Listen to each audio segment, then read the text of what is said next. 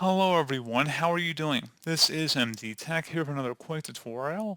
In today's tutorial, I'm going to show you guys how to turn the spell checker feature on or off in the Mozilla Firefox web browser. So this should hopefully be a pretty straightforward process here, guys. And without further ado, let's go ahead and jump right into it. So all you have to do is select the menu icon up at the top right corner of the Firefox web browser. And just go ahead and left click on that. And then go down and select Settings. So on the right side underneath Language and Appearance, scroll down a bit. There should be an option underneath Language to check your spelling as you type. If you want to enable the spell checker, you want to make sure that box is checkmarked. Otherwise, you would uncheck that. And that's all you have to do. So pretty straightforward process, guys. Do hope I was able to help you out, and I do look forward to catching you all in the next tutorial. Goodbye.